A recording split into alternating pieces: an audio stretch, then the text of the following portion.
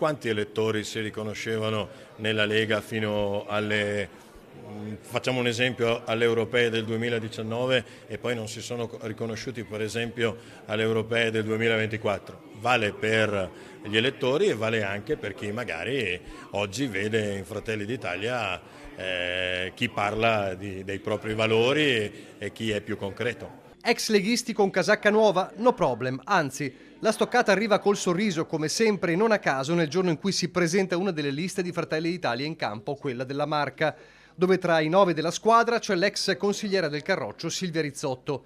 E in attesa che a Padova si concretizzi il passaggio clamoroso di uno zaino di ferro come Luciano Sandonà, liquidato dalle liste della Lega, e nel veneziano di un altro nome di spicco di cui si vocifera da tempo come Fabiano Barbisan. De Carlo nicchia sulle ultime ipotesi in attesa della chiusura del cerchio in queste ore nelle due province. Meglio abbondanza comunque che carenza. Gestire l'abbondanza non è mai una fatica, è sempre come quegli allenatori di calcio che hanno la panchina lunga e poi possono permettersi di scegliere l'assetto migliore. Nella Marca dunque l'assetto migliore vede tanti amministratori in campo, dal vice sindaco di Montebelluna e Punta di Diamante Claudio Borgia, ai primi cittadini come Mattia Perencina a Fara di Soligo, Marco della Pietra a Spresiano, Arnaldo Pittone a Meduno di Livenza, o consiglieri comunali o assessori come Francesca Rigo a Godega di Sant'Urbano, Chiara Bortolato a Mogliano Veneto e Alexa Spina a Pieve di Soligo.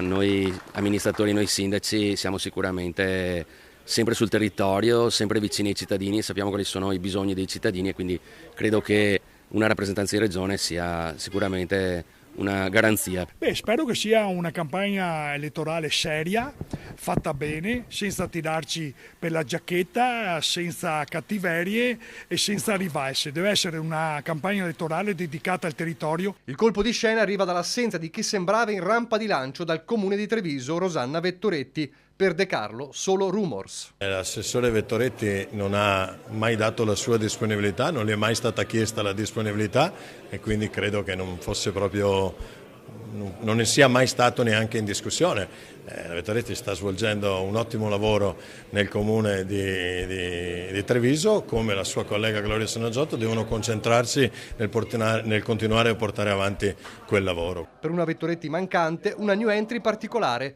la contessa e imprenditrice coneglianese Albina Verecondi Scortecci, che lo scorso anno arrivò in finale all'Isola dei Famosi. Una ventata di freschezza, di novità, perché io sono nuova e sono nuova anche sinceramente nella politica, perché per me è una grande sfida, sono onorata, darò il massimo, ma realmente anche per me è una novità.